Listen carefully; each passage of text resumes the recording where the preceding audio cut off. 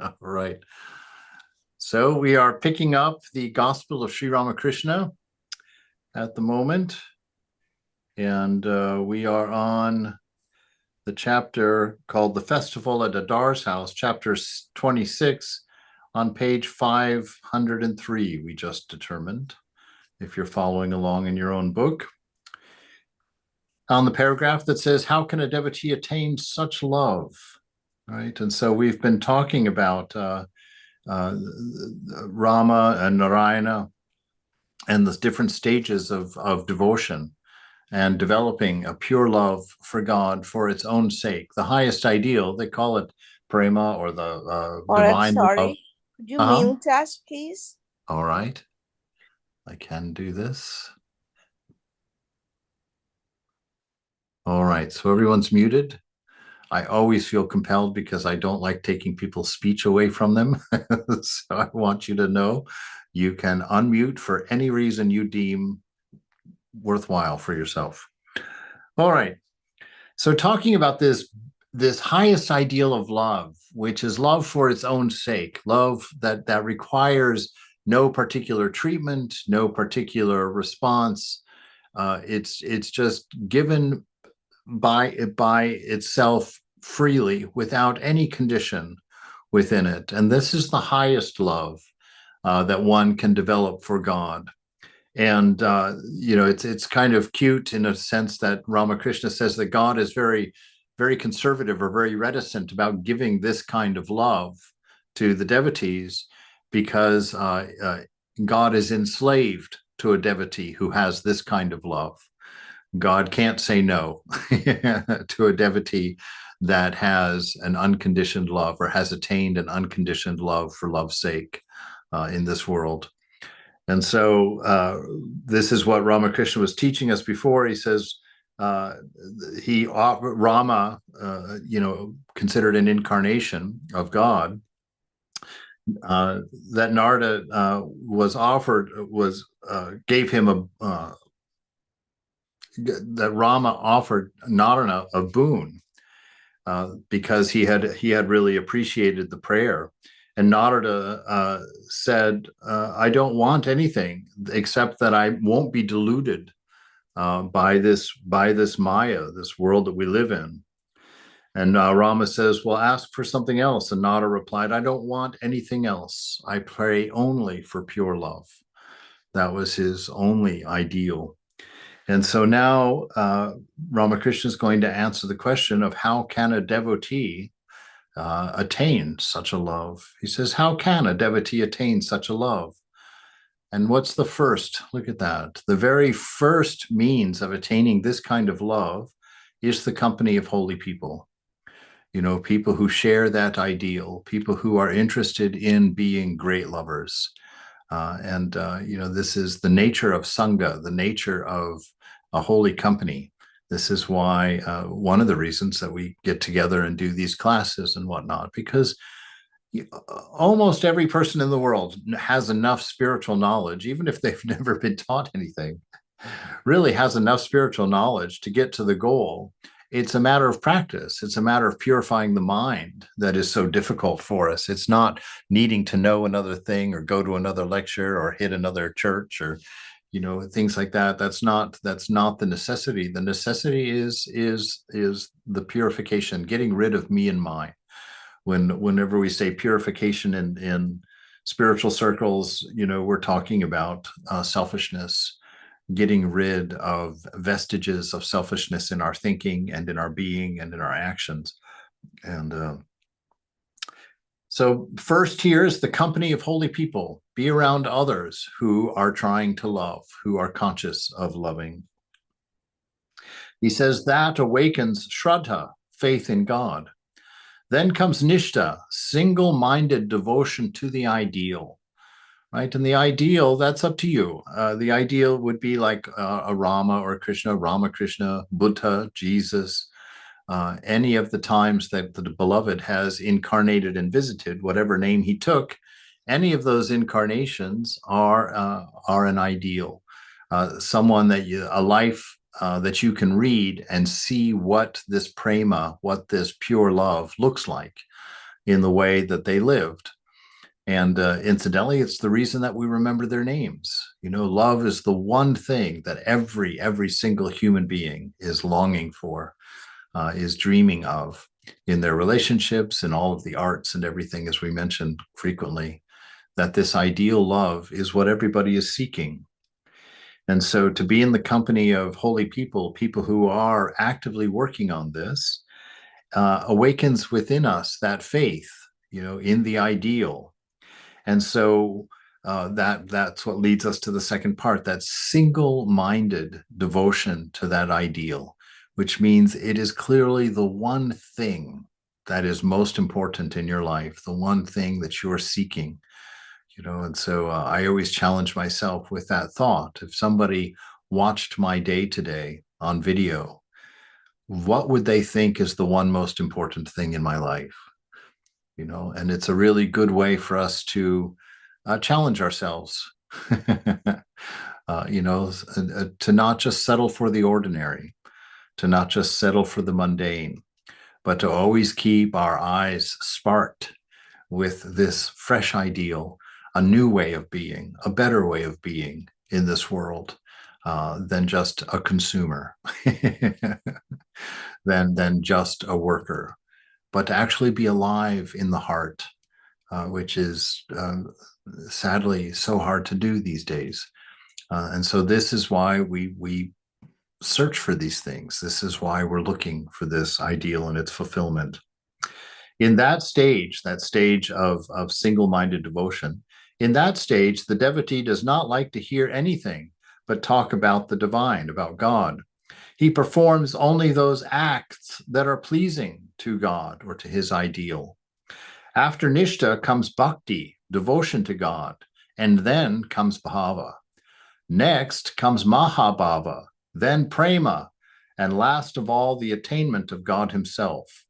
Only for Ishvarakotis, such as the incarnations, is it possible to have mahabhava or prema. Mahabhava or prema, that is that perfect love, a love that has no selfishness, no sense of me and mine in it. And he says that really for normal folks, we can't really completely get rid of our ego. Our ego is what limits our love, right? Our ego is what the identity that we grow by identifying with the body mind. And because the body mind will always be particular and always have its own set of needs and demands, for us, as long as that identity with body mind remains, our love won't be able to reach the highest height. And so that's why Ramakrishna says that the best means for us to realize God is to get our ego as thin as possible, right? Get that veil that blocks us from seeing God everywhere in the moment. Get that veil as thin as possible. And when you've gotten that ego down to that thinness, then dedicate the ego to the service of your ideal, right? Make it a lover of God, make it a servant of God, and place it in relationship with your ideal.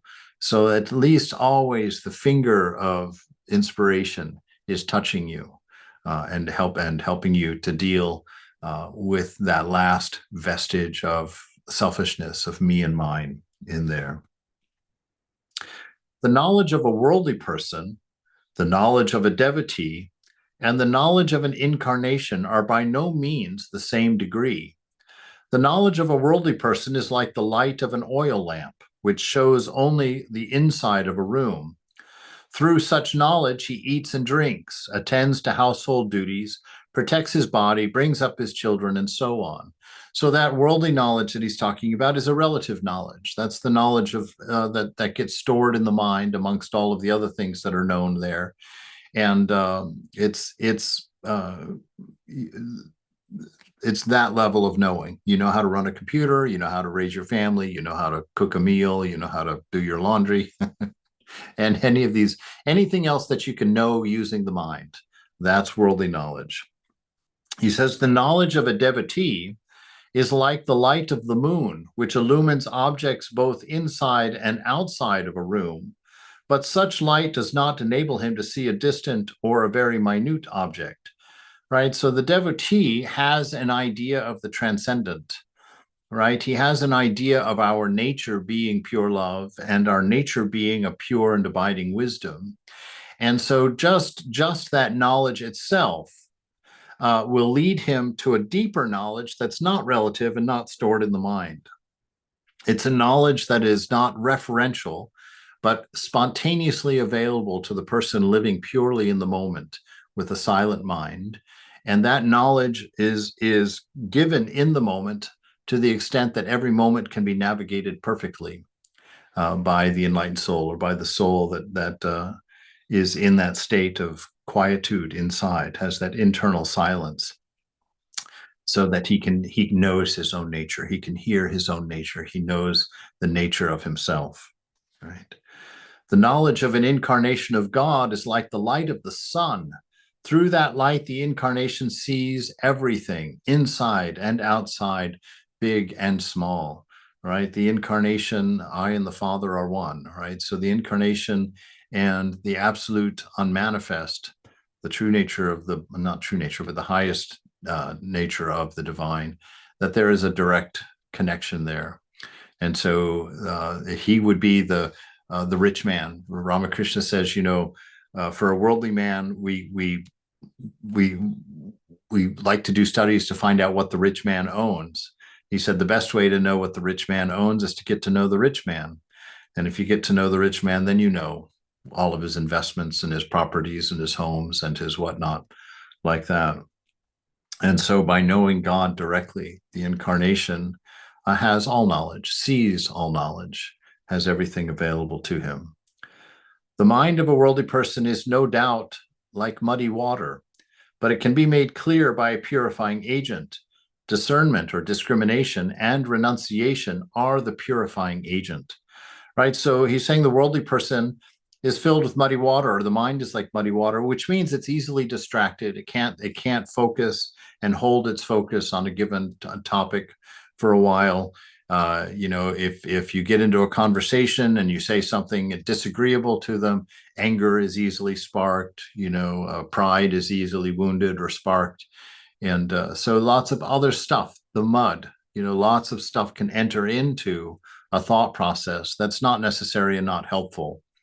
And so that self-control has not been developed, and that single-mindedness, that ability to stick to a topic and hold that point of thought, has not been developed. The mind wanders and is heavily influenced by what it sees, hears, tastes, touches, and smells, because it's deeply attached to the senses and to memory. All right. The master spoke to the devotees from Shibpur, this other group that was visiting. Master, have you any questions to ask? A devotee, we've listened to your words. Master, yes, it is good to listen to these things, but nothing will happen except at the right time. What can quinine do for a fever patient when he runs a high temperature? Only when his temperature comes down through the use of fever mixture or a purgative should quinine be prescribed. There are patients who get rid of their fever even without quinine. A child said to his mother when he was put to bed, "Mother, please wake me up when I feel the call of nature." The mother said, "My child, I will not have to wake you. The urge itself will wake you up." Right? So he's saying that yes, it's good to listen to these things, but that's not what's going to get you there. Right? Things will unfold in the right time.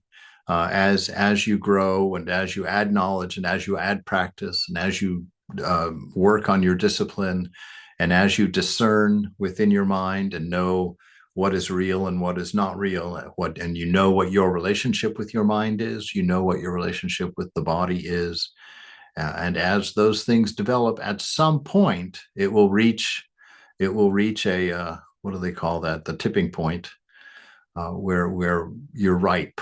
The inside of the coconut dries, and you can hear it when you rattle, or when it rattles around in the shell. That means that the meat of the inner coconut has separated from the shell and the husk.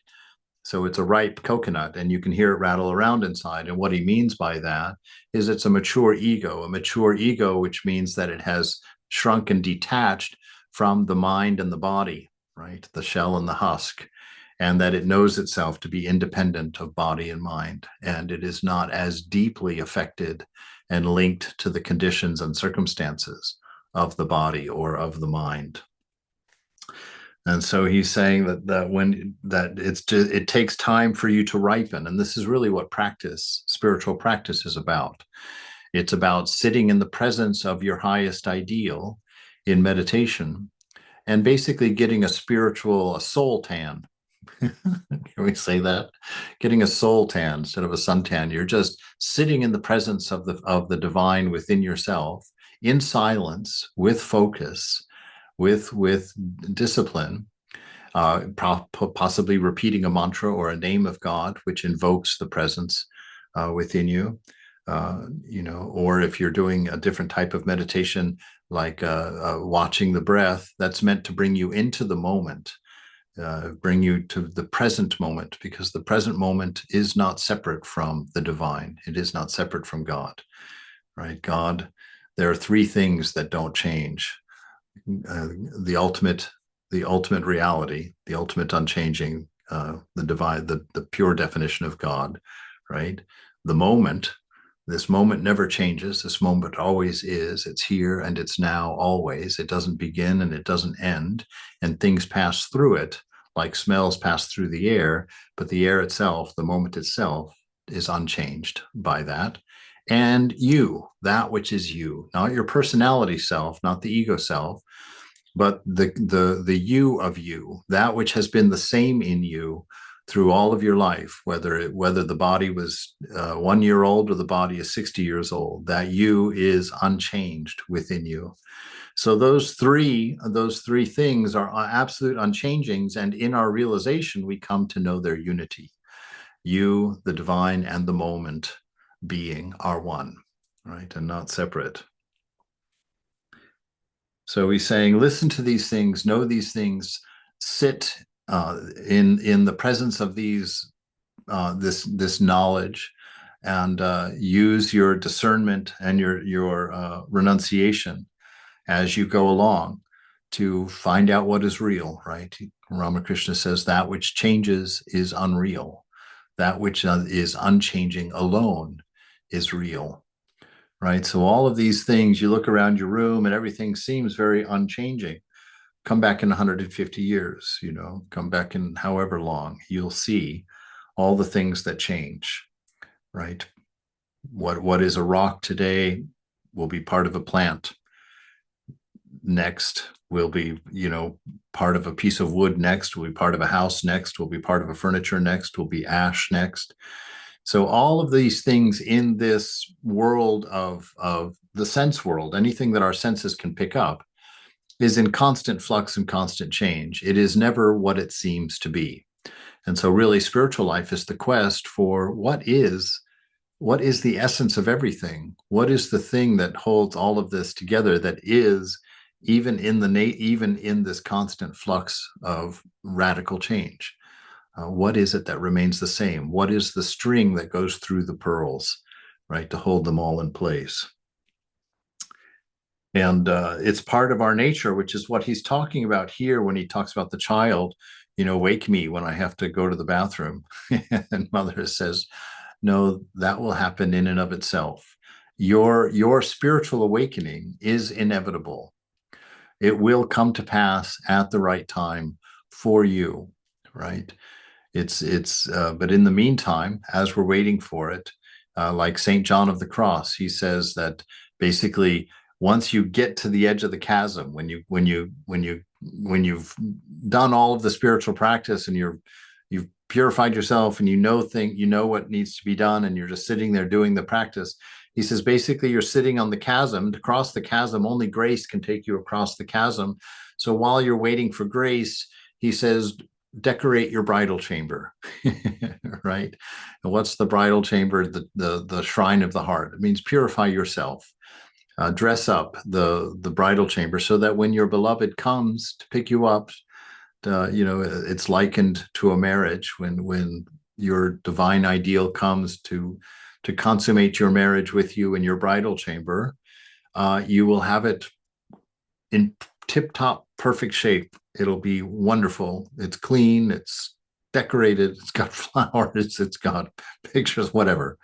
You're all set to go. And so this is what we do in spiritual life. First, we find the chamber of the heart, and then we sit as often as we can with focus and concentration in the chamber of the heart. We place our awareness on our own awareness of being. We place our awareness on the divine ideal of ours, whether it's Jesus or Buddha or Rama or any of the others. And we contemplate that love. We contemplate that relationship, and trying to keep our mind on that which is unchanging, which ultimately is perfect love, that which is at the very center of all of us and of everything. He goes on and says, different kinds of people come here. Some come by boat with the devotees, but they do not enjoy spiritual talk. They keep nudging their friends and whispering, when are we going to leave? When are we going? If the friend shows no sign of getting up, they said, we'll wait for you outside in the boat, right? So it's like a group of friends that go to a temple to talk to a holy man, but not everybody in the group is really interested in that. And so they don't really want to sit there and listen to this boring lecture by a holy man.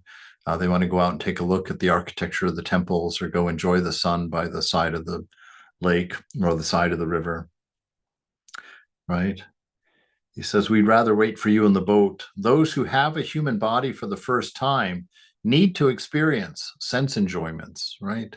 If it's your first time in a body, which we won't know that ourselves necessarily, unless it's been shown to us somehow, that we need to experience sense enjoyments. Why? Because we need to understand the nature of them. We learn through our experience. We see how those things serve us or don't serve us. And those things that don't serve us, that don't deliver on their promises, we renounce them, right? But we have to go through and we have to see whether our desires are real or not. Do our desires, do the things that we desire give us what we're looking for in them? Or do we find out that they always come up short and have to be repeated again and again and again, right? Spiritual consciousness is not awakened unless certain duties have been performed, right? Until you feel a need for something more, or until you've realized or gotten frustrated with, is this it? Is this really it? I remember it didn't take me long to get there. When I was working in the workaday world as a computer analyst in a human resources department, we basically worked and lived in a in a cubicle farm.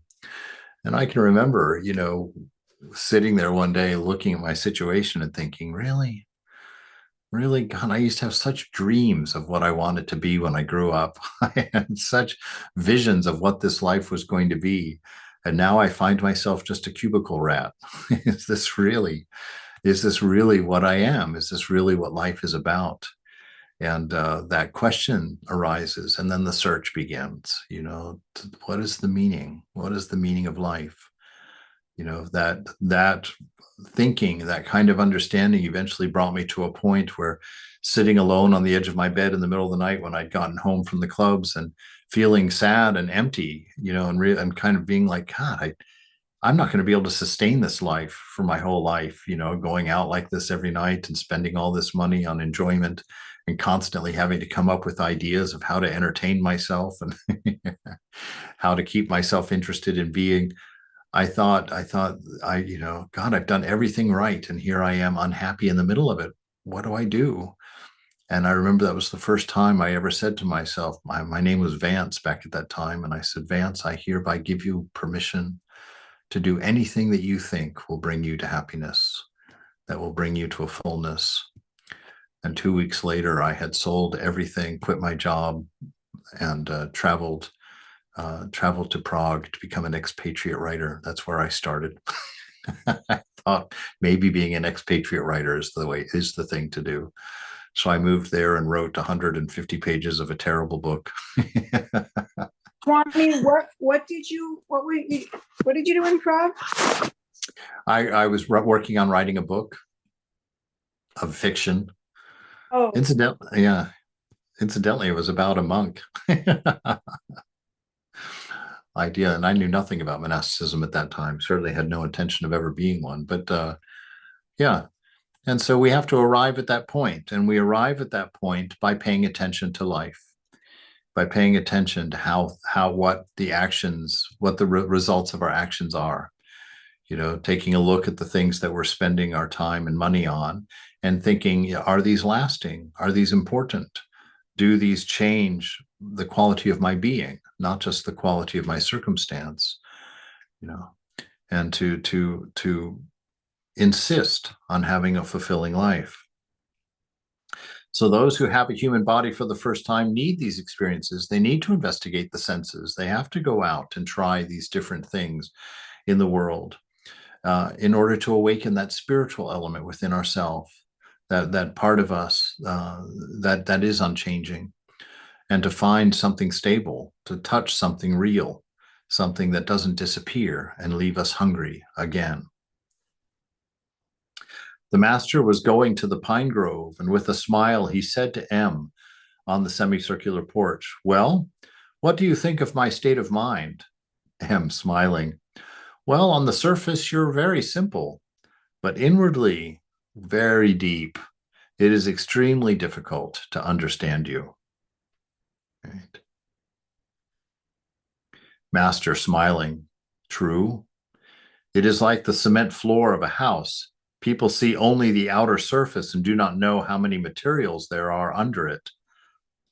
It was 4 o'clock in the afternoon. Balaram and several other devotees got into a country boat to return to Calcutta. It was the ebb tide in the Ganges. A gentle breeze was blowing from the south and covering the bosom of the sacred river with ripples.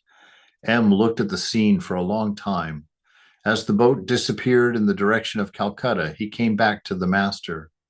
Sri Ramakrishna was going to the pine grove. A beautiful, dark rain cloud was to be seen in the northwest. The master asked M, "Do you think it will rain? Please bring my umbrella."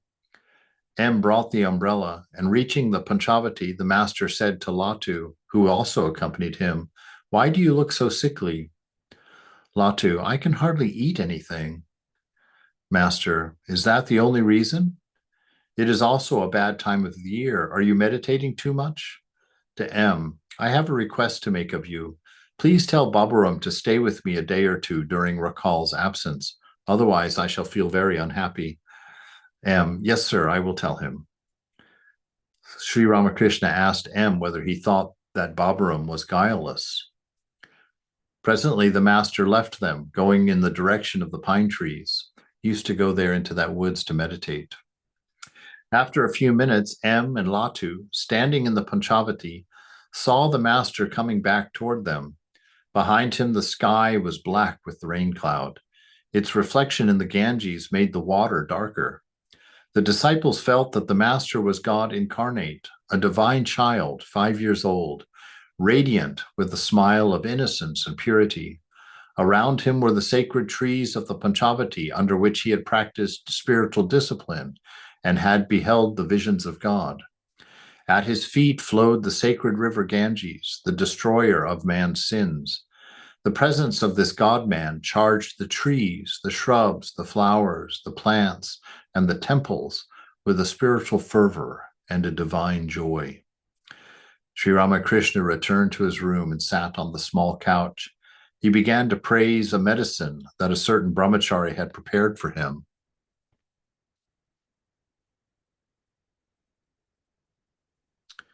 Referring to this man, Hazra said, "He is now entangled in many worldly anxieties. What a shame. Look at Nabai Chaitanya of Konagar. Though a householder, he has put on a red cloth." Master, what shall I say? I see clearly that it is God himself who has assumed all of these human forms. Therefore, I cannot take anybody to task. Hazra says, Narendra is again involved in a lawsuit. Master, he doesn't believe in Shakti, the Divine Mother. If one assumes a human body, one must recognize her. Right? The Divine Mother is the changing universe, right? The Mother is the manifest power of God. And so everything that can be interacted with our senses is the power of the Divine Mother. And so this is what the Master is talking about here, Shakti. Hazra Hazra says, Narendra says, if I believed in Shakti, all would follow me. Therefore, I cannot. Master, but it is not good for him to go to the extreme of denying the Divine Mother. He is now under Shakti's jurisdiction. Even a judge, while giving evidence in a case, comes down and stands in the witness box. To M, have you seen Narendra lately? M, not during the last few days. Master, see him and bring him here in a carriage. To Hazra, well, what is his relation to this? Meaning himself. Hazra, he expects help from you. Master, and what about Bhavanat? Would he come here so frequently if he didn't have good tendencies? What about Harish and Latu? They always meditate. Why is that? Hazra, that's right. Why should they devote all their time to meditation? It is quite a different thing for them to stay here to attend to your personal needs. Master, possibly you're right. Perhaps others may take their place now. Hazra left the room, leaving the master alone with M. The master, does what I say in the state of ecstasy attract people? M, oh yes, very much. What do people think of me? Do they think anything in particular about me when they see me in that condition? M, ooh, we feel in you a wonderful synthesis of knowledge, of love and renunciation, and on the surface, a natural spontaneity. Many divine experiences have passed like huge steamboats through the deep of your inner consciousness. Still, you maintain outwardly this utter simplicity. Many cannot understand it, but a few are attracted by this state alone. Right? So we see here, this is the state of a holy person. You know, first of all, that they always affect the room that they're in. You know, I remember my first time was, of course, Moksha Prana, and that's a story. But also, I met in the woods in Rishikesh a sadhu that owned nothing. He lived in a small mud hut with a grass roof on it, and I used to go there every afternoon to sit and listen to him chant in his room. He would come running out whenever me and Philip would show up there, and he would drag us down to the river and make us go and dip in the river to purify ourselves. And then he would take our hands as soon as we were getting out of the river and pull us running like a boy. But he was an old man. Oh, this is him. I have the picture out now. I can show you. This is him right here. I'm standing in the Ganges at that moment, and he's standing up on the shore waiting for us to come out of the water. And we would go into his room, and he would just he would chant. And I at that time, I didn't even know it was Sanskrit. I had no idea what he was chanting. But I used to go only because of the joy that would fill that room. As he began chanting, his eyes would close, and he would begin kind of rocking back and forth and chanting, you know, in Sanskrit, and his smile would just get bigger and bigger. And I remember thinking to myself, my gosh, he's going to swallow his own face if that smile gets any bigger. You know, and he would just sit there, and I would sit there for an hour listening to somebody chant something that I couldn't understand at all. And not for a split second was I bored. I was just transcended. I remember telling Philip when we left there, this was the weeks coming up to my deciding to be a monk. I remember telling Philip, I said, I don't know. I said, I sit in this man's presence and listen to him chant, and it just makes me feel like I've made every wrong decision in life that is possible. I said, look at everything that I've done and everything that I have. I have so much more than him. And I have not experienced 1 second of the joy, of the bliss that's on his face. And he owns nothing. He sits here living in the woods in a hut provided to him by a rich man to do his sadhana. You know, he has no clothes. He just has that little cloth that he wraps around his waist and a staff. You know, there's nothing in the room at all except for a mat that he sleeps on and a little wooden pillow thing that he would prop his head on. I said, and he's happier than I've ever been. I said, I've gone the wrong direction somehow, but I couldn't tell you where. I couldn't tell you what wrong direction I've taken. So he's talking about that and asking about what is your experience of me? You know, why do you come here? When I'm in ecstasy, he's asking, because he's not aware of the particular in ecstasy. He's aware of the universal. He's saying, what am I doing? What am I saying? Are people attracted to it? Or what's the effect? What does that look like from the outside? And he says, well, on the outside, you're always so simple. You seem so straightforward. There's no complexity to you at all. But the inside of yourself, you are so deep. You say things, you teach us things, you make us aware of things that we have never suspected, never known. He says, you're very, very difficult to understand because of that dichotomy, because of this simple, childlike, loving exterior, and yet this vast knowledge, spiritual knowledge that lies within you. Many cannot understand it, but a few are attracted by this state alone. Master, there is a sect of Vaishnavas known as the Goshpara, who describe God as the Sahaja, the simple one. They say further that a man cannot recognize this simple one unless he too is simple. To M, have I any ego? M, yes, sir, a little. You have kept it to preserve your body and to enjoy divine love in the company of devotees and to impart spiritual knowledge to them. Further, you have kept this trace of ego by praying to the Divine Mother for it, right? And so in order to manifest in this world, a touch of me and mine is necessary. You know, like to create a pearl in an oyster. It needs a particle of sand or dust in order for that pearl to form. And so in order for us to manifest, to take a body and a mind, there has to be this sense of self, this sense of particular, me and mine. And around that, we form a body and mind and then live our life. And so for an incarnation, the ideal is no egoism. That's our true nature. We have no sense of particular. We are a universal isness. And so when an incarnation comes to this world, he doesn't take a full-fledged ego, because what would he have to teach if he was in the same condition as everyone else? And so Ramakrishna says that when he defines an incarnation, he says it's a hole through which God can be seen. Well, what is that hole in?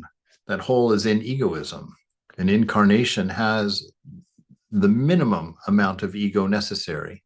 You know, for Ramakrishna, it was a single desire that he would hold on to, the desire to enjoy the devotees, right? Or he would come up when he was trying to come down out of ecstasy, down out of samadhi. He would make up a desire like, get me a sweet, bring me some candy or bring me a glass of water. He would always generate a desire, because that's really what ego is a collection of desires, a collection of restrictions and limitations that cause desire.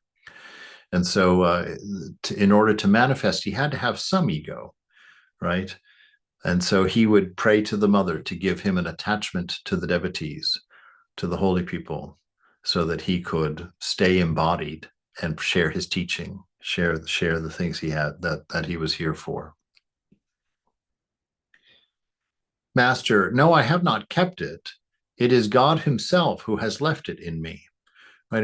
A distinction. So his egoism was not a matter of attachment. It wasn't a matter of a perceived need. It was something that was left there by the divine. So he had no personal relationship with it in there. Can you tell me how I appear in the state of samadhi? M. As you said a little while ago, you see the form of God when your mind rises to the 6th plane. When you speak after that, your mind comes down to the 5th plane. Master, it is God who does all these things. I don't know anything. M, that is why you attract people so much. Sir, I have a question to ask. There are 2 opinions in the scriptures. According to one, Purana, Krishna is Chidatma, the absolute, and Radha is Chit Shakti, its divine power. But according to another, Krishna himself is Kali, the primordial energy. Master, this second view is held in the Devi Purana. According to it, Kali herself has become Krishna. But what difference does it make? God is infinite, and infinite are the ways to reach him. right? So Ramakrishna was never really interested in these discussions about the finer points of theology or metaphysics or philosophy along those lines. He was very much interested in experiencing God, experiencing the reality of knowing it directly. And he wanted us to be interested in that, in the summation of all knowledge and not in the particulars of knowledge, right? So he didn't like these arguments and these discussions. He liked pure minds. He liked the effect of knowing these things, right? And so the conversation here is that, the God there we God is often talked about as two. There's the divine absolute, and then there's the manifested. There's the personal God and the impersonal God. The impersonal God, there's no possibility of relationship with that because there are no attributes there. It is beyond attribute. And so there's nothing to hold on to. There's nothing to fall in love with. It's a very difficult practice to have the ideal of the formless God. And so what most religions who claim that God is formless, they will make him physically formless, but they'll still give him or her attributes.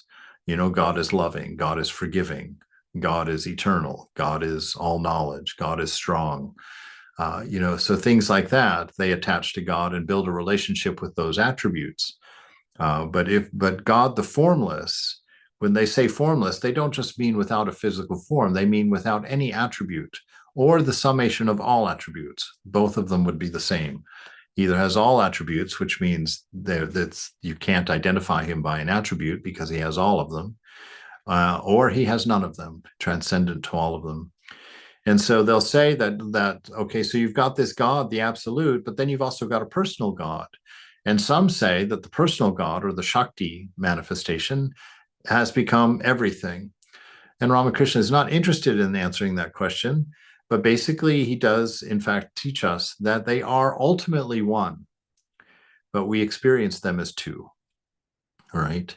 And that's because of the nature of a body and mind, right? You can look at a fire and you can break it into two pieces. You can see the fire, and you can experience the heat of the fire's power to burn, right?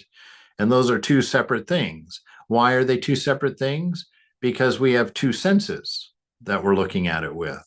Our eyes are giving the information that it's fire, but our sense of touch is telling us that it's a source of heat. And so to our mind, that's two things. But in reality, it's a singularity, broken into two things because of the nature of the senses. And so this is what we're battling in this world, is that there's a unified reality behind it, a one without a second, but we experience it as a multiplicity, mostly because the first thing that happens is we encounter it through the senses, and because we're identified with body mind, with the senses and the mind, that unity gets broken into five pieces immediately, gets fed to us through the senses, and then you mix that with memory and thought in there, and it takes on this world. It becomes this world, and it's very hard to see that singularity in it. And this is what practice does for it. It teaches us to withdraw from the senses, to withdraw from mind into an inner silence where we come to know ourselves, and that knowledge cannot be spoken because it's beyond word, it's beyond attribute. And so we only know ourselves through silence, through inner peace. M remained speechless with wonder for a few moments and then said, now I understand. As you say, the important thing is to climb to the roof. Our goal will be achieved if we can accomplish it by following any of the means, a rope or a pole, right? So it's not the way of getting there that's important, it's getting there that's important. And you can, in many places, that's the beauty, I think, to me, of one of the beauties of the Vedanta, is that it's the world's oldest still practiced religion. And in its very beginning, it says all paths lead to God. Everyone comes home. We each have our own path that we're on, but we will all make it to the goal. Some will make it in the morning, some won't make it till the afternoon, and some of us are going to be bringing up the midnight candle, slipping in at the end of the line. And so, but the knowledge and the beauty of it is everybody comes home, because all of us are in essence God. And as soon as the only thing that separates us from God is ignorance. And when that ignorance is cured, then we know our nature. We return to ourself, to our being.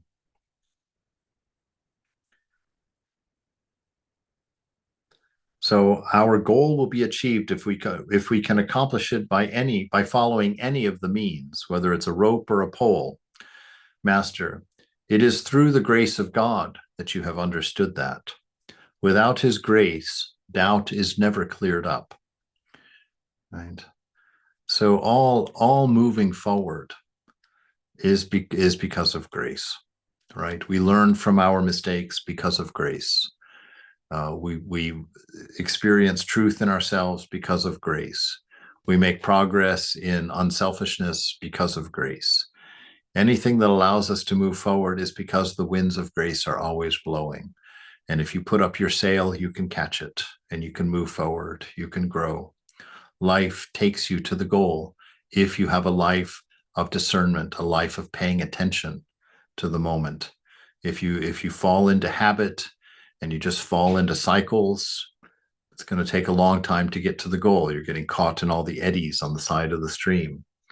But if you can stay at the center of the current, which means you always are aware and keep your eyes on your ideal, and you keep your discernment going, your awareness, how your inner self, how is the mind working, how is the body working, and going through and paying attention to your deeds and their results, that leads you to the goal, right? Life, this moment, is scripture. It's a dynamic scripture, and you're interacting with it. And if you pay attention to the results of your actions, things that are done in accordance with your nature, in accordance with a pure love, in accordance with a deep wisdom, and in accordance with presence, with being present in the moment, that is the key to understanding the scripture of the moment. And life itself will take you to the feet of the beloved, will take you to the goal. But if you get caught up in mind or get caught up in body with their pleasures and needs based on temporal things, you get caught in little eddies, little whirlpools of deluding experience that make you forget your ideal, that make you forget where you're trying to go, make you forget who you are and what you are. And you get stuck, and it will take you longer to get there.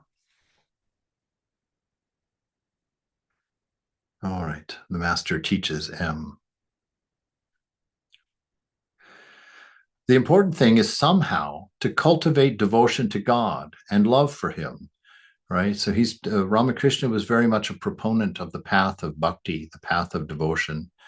He says in this day and age that path is the fastest and most effective way to God, because the discipline and the practices necessary for like jnana yoga or raja yoga, that life situation these days doesn't afford us the circumstance to support that kind of endeavor, right? You're trying to live, if you're taking the path of jnana, you're trying to follow a path where you ultimately are able to withdraw your awareness of even having a body.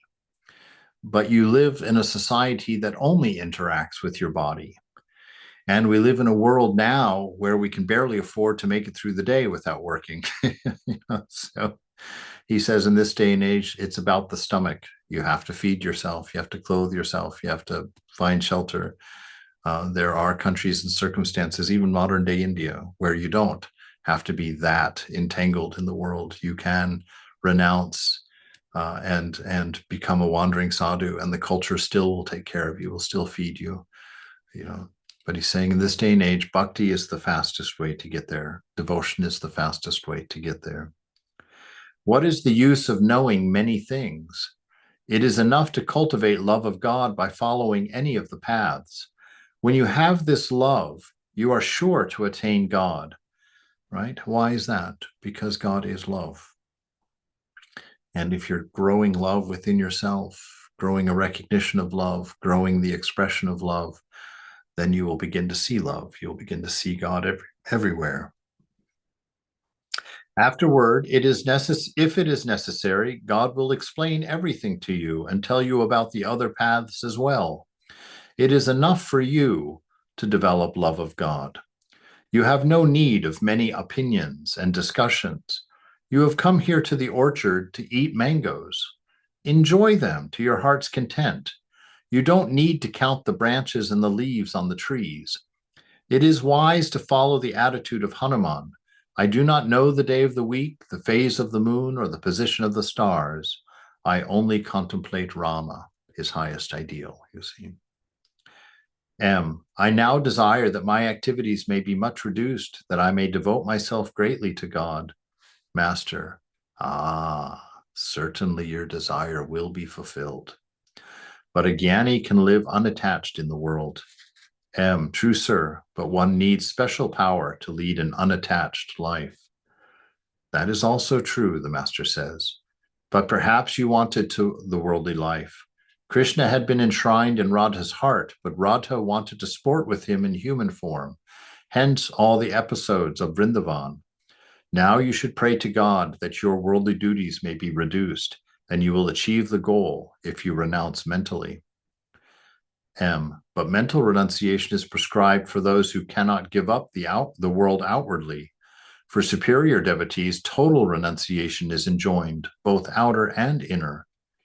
Sri Ramakrishna was silent a few minutes and then resumed the conversation. Master, how did you like what I said about renunciation a little while ago? Oh, very much, sir. Tell me, what is the meaning of renunciation? M. Renunciation does not mean simply dispassion for the world. It means dispassion for the world and also a longing for God. Master, you are right. You no doubt need money for your worldly life, but don't worry too much about it. The wise course is to accept what comes of its own accord. Don't take too much trouble to save money.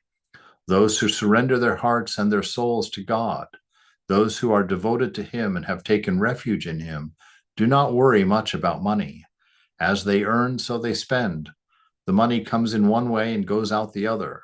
This is what the Gita describes as accepting what comes of its own accord.